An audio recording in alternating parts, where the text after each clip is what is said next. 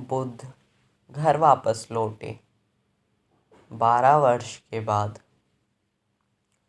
तो बुद्ध ने आनंद से कहा, महल, मुझे जाना होगा। यशोधरा 12 वर्ष से प्रतीक्षा करती है। मैं उसका पति न रहा, लेकिन वह अभी भी मेरी पत्नी है। यह ज्ञानी और अज्ञानी की समझ है। मैं उसका पति न रहा, अब तो मैं कुछ भी नहीं हूँ। न किसी का पति हूँ, न किसी का पिता हूँ, न किसी का बेटा हूँ, लेकिन वह अब भी मेरी पत्नी है। उसका भाव अभी भी वही है और वह नाराज़ बैठी है। 12 वर्ष का क्रोध इकट्ठा है और उसका क्रोध स्वाभाविक है, क्योंकि एक रात अचानक मैं घर छोड़कर भाग गया, उससे बिना कहे। यह माननीय है, राजघर की है, राजपुत्री है, बड़ी अहंकारी है और उसको भारी आघात लगता है। उसने किसी से एक शब्द भी नहीं कहा। वह कोई छोटे घर की अकुलीन महिला नहीं है। बुद्ध के जाने के बाद यशोधरा ने बुद्ध के खिलाफ एक शब्द नहीं कहा। 12 वर्ष चुप रही, इस बात को उठाया ही नहीं। बुद्ध के पिता भी चिकित, बुद्ध के परिवार के और लोग भी चिकित। साधारण घर की स्त्री होती, छाती पीटती, रोती, चिल्लाती, हल्की हो जाती, असाधारण थी। यह बात किसी और से कहने की तो थी ही नहीं। यह बुद्ध और उसके बीच का मामला था। मान, क्षत्रिय की लड़की, बड़े राजघर की पुत्री, आंसू कोई देखे, यह तो बात समझ में नहीं आती थी, लेकिन मुस्कुराती रही। बच्चे को बड़ा किया। राहुल 12 वर्ष का हो गया। बेटे को भी कभी उसने कुछ नहीं कहा पिता के संबंध में। वह चुप ही रही, जैसे बात ही समाप्त। लेकिन भीतर तो आग जलती रही। बाहर निकल जाती तो हल्की हो जाती। भीतर तो बड़ा क्रोध इकट्ठा होता गया और किसी पर निकल भी नहीं सकती। यह आदमी जब मिलेगा तभी बात हो सकती है। दूसरे से तो अब कोई बात करने में कोई अर्थ ही नहीं है। दूसरे से तो अब कोई संबंध ही नहीं है। तो बुद्ध ने कहा, वह प्रतीक्षा कर रही है। 12 साल का क्रोध है, मुझे जाना होगा। सारा गांव बुद्ध को लेने के लिए आया। पिता आए थे, परिवार के लोग आए थे। बुद्ध ने देखा, लेकिन पत्नी वहां नहीं आई थी। बुद्ध ने कहा, वह आएगी भी नहीं, क्योंकि मैं ही उसे छोड़कर भागा हूँ। जाना मुझे ही चाहिए। यह ज्ञानी झुकता है। अज्ञानी को उठाना हो तो ज्ञानी को झुकना पड़ता है। महल के भीतर जाकर बुद्ध ने आनंद से कहा कि तेरी 4 शर्तें जो मैंने स्वीकार की हैं, अगर तू आज्ञा दे तो आज तू घड़ी भर मुझे अकेला छोड़ दे, क्योंकि मैं यशोधरा को जानता हूँ। तेरे सामने उसकी आँखों से आंसू न गिरेगा। तेरे सामने वह एक अभद्र शब्द मुझसे न बोलेगी। तेरे सामने वह शिष्टाचार कायम रखेगी और यह जरा ज्यादती होगी मेरी तरफ से। तेरी मौजूदगी उसे हल्का न होने देगी। 12 साल उसने प्रतीक्षा की है। तू कृपा कर, अगर तू कर सके तो तू थोड़ा पीछे रुक जा। ताकि वह अकेले में पाकर अपने सारे क्रोध को निकाल दे। यह एक ही मौका है जब बुद्ध ने आनंद से आज्ञा मांगी। पुरानी जो प्रतिज्ञा थी, जो शब्द मानने थे, उसके विपरीत, और आनंद ने भी यही सवाल उठाया कि परम ज्ञान को उपलब्ध होकर, बुद्धत्व को उपलब्ध होकर कौन पत्नी है, कौन पति। बुद्ध ने कहा, वह मैं जानता हूँ, लेकिन यशोधरा नहीं जानती। यह मैं जानता हूँ, लेकिन यशोधरा नहीं जानती, और यह भी एक दिन जान सके, इसके लिए मुझे 2-4 कदम उसकी तरफ चलने पड़ेंगे। बुद्ध गए। यशोधरा पागल उठी, चीखी, चिल्लाई, रोई, नाराज़ हुई, शिकायतें की। थोड़ी देर में उसे ख्याल आया, लेकिन बुद्ध चुप खड़े रहे। उन्होंने एक भी बात का जवाब नहीं दिया। उसकी आंखें तो करीब करीब अंधी थी क्रोध से, कुछ दिखाई नहीं पड़ता था। आंसू जो 12 साल से रुके हुए थे, वर्षा की तरह बह रहे थे। उसने आंखें पोंछी और गौर से बुद्ध को देखा और कहा कि बोलते क्यों नहीं? तुम्हारी जबान खो गई?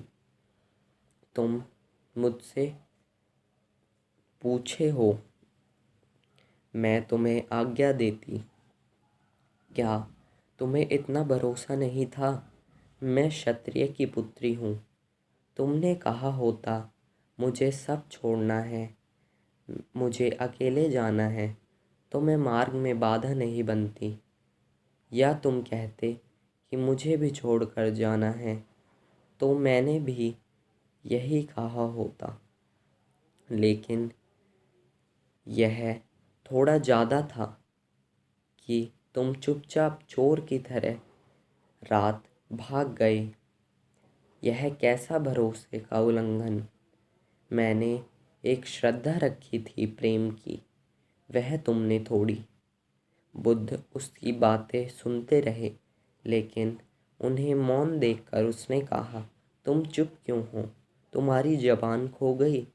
बुद्ध ने कहा कि नहीं, तू अपना सब निकाल ले, तेरा रेचन हो जाए, ताकि तू देख सके कि जो आदमी 12 साल पहले इस घर को छोड़कर गया था, वही वापस नहीं लौटा है। तू किसी और से बात कर रही है। जो भाग गया था वह मैं नहीं हूँ, क्योंकि वह आदमी तो ख़त्म हो गया, खो गया, मिट गया। अब यह कोई और आया है। तू उसको गौर से तभी देख पाएगी, तेरी आंखें तभी खुलेगी जब तेरा सारा भाव क्रोध का निकल जाएगा। तू निकाल ले, तू उसे रोक मत, तू शिष्टाचार को बाधा मत बनने दे। तुझे जो कहना है तू कह ले, ताकि तू हल्की हो जाए। और मैं आया इसलिए हूँ कि इन 12 वर्ष में जो मैंने खोया उसको तू पहचान ले, और जो मैंने पाया उसको तू देख ले। और उस आदमी के तरफ से मैं क्या जवाब दूँ जो मुझे छोड़कर भाग गया था? वह तो मर चुका, और उस आदमी को अब तू कहीं भी नहीं पा सकेगी। वह सपना टूट चुका, इसलिए अब कोई तुझे उत्तर देने वाला नहीं है। मैं तुझे उत्तर दे सकता हूँ, लेकिन वह उस आदमी का उत्तर नहीं है, क्योंकि वह धारा विच्छिन्न हो गई। यह अलग ही हूँ मैं। यशोधरा ने गौर से देखा। निश्चित यह ज्योतिर्मय पुरुष बिल्कुल अन्य है, जिसे उसने जाना था वासना से पीड़ित सिद्धार्थ को। यह वह नहीं था जिसकी आंखों से वासना थी, जिसके शरीर से संसार का सब कुछ था। यह वह नहीं है। यह देह और है, यह काया और है। इन आँखों से कोई और बरस रहा है और बुद्ध अपनी पत्नी से मिलने नहीं आए हैं। न ही अब बुद्ध पति हैं, न कोई पत्नी है। कोई सोया है, उसे जगाने आए हैं। पत्नी झुकी उनके चरणों में और संन्यस्त हुई और उसने कहा कि मुझे भी मिटाने का रास्ता दो, क्योंकि होकर मैंने दुख ही पाया है और लगता है तुम्हें सुख का सूत्र मिल गया है। उसने अपने बेटे को भी आगे किया और कहा कि यह तुम्हारा बेटा है। 12 वर्ष पहले तुम इसे छोड़कर चले गए थे। इसके लिए कोई संपदा, पिता की धरोहर, परंपरा, संपत्ति बुद्ध आनंद को पीछे छोड़ आए हैं। उन्होंने आनंद को बुलाया और कहा, मेरा भिक्षा पात्र। यह भिक्षा पात्र राहुल को दिया और कहा, तू भी दीक्षित हुआ, क्योंकि यही मेरी संपदा है। बुद्धों के पास और कुछ देने को नहीं। न तो मैं तेरा पिता हूँ, न तू मेरा बेटा है। यह नाता कभी था, वह सपना मेरा टूट गया, तेरा नहीं टूटा। लेकिन जिनका नहीं टूटा उनको मैं सहारा दूंगा कि उनका सपना भी टूट जाए। 12 साल का यह बेटा दीक्षित होकर भिक्षु हो गया। पत्नी भिक्षुनी हो गई।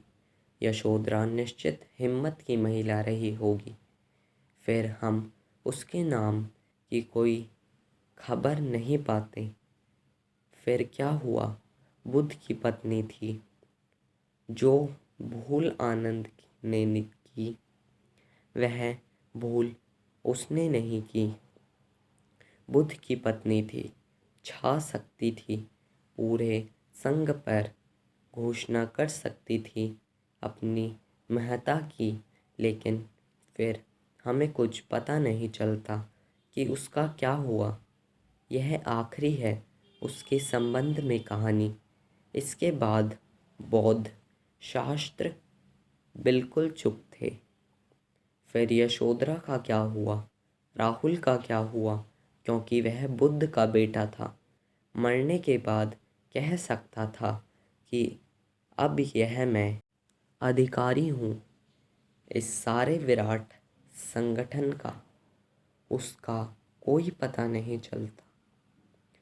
जो भूल आनंद ने की, बड़े भाई होने की, वह भूल यशोधरा ने नहीं की, वह भूल राहुल ने नहीं की।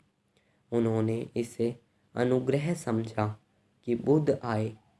न आते तो कोई बस न था। बुद्ध ने यह स्मरण रखा, सपनों के साथियों को जो भी जगाने आया, वह अनुकंपा थी। ज्ञानी झुकता है ताकि तुम्हें झुका सके।